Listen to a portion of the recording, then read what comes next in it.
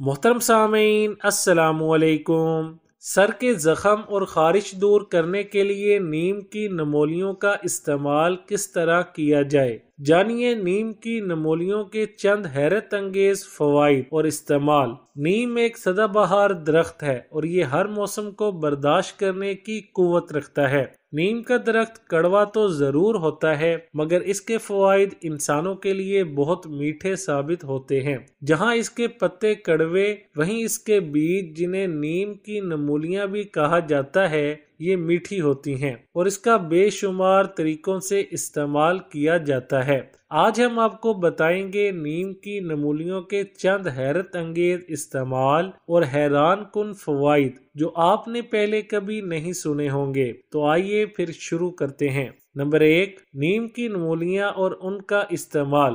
جون کی گرمی میں نیم کا بیج بخوبی پک جاتا ہے۔ یہ بیج جنہیں نمولیاں بھی کہا جاتا ہے پکنے کے بعد بیج بن جاتا ہے جسے زمین میں دبا کر دوسرا درخت اگایا جاتا ہے۔ نیم کی نمولیاں بچے اور بڑے شوق سے کھاتے ہیں۔ ان پھلوں کے اندر تخم ہوتے ہیں جن کو نمبولی کہتے ہیں۔ اس سے تیل نکالا جاتا ہے جو کہ ادویات اور صابن بنانے کے کام آتا ہے۔ ان کا اچار بھی بنایا جاتا ہے۔ سر کے زخم دور کرنے کے لیے نسخہ۔ اکثر لوگوں کے سردی گرمی میں ہر موسم میں سر میں دانے ہوتے ہیں جو بعد میں زخم کی شکل اختیار کر لیتے ہیں۔ ان کو دور کرنے اور زخم کو خشک کرنے کے لیے نیم کی نمولیوں کا استعمال مفید ہے۔ طریقہ استعمال: نیم کی نمولیوں کو باریک پیس کر اس کا گاڑھا پیسٹ بنا لیں۔ اب اس میں پانی ملا کر اسے لوشن جیسا بنا لیں۔ پھر رات سوتے وقت اسے سر پر لگائیں۔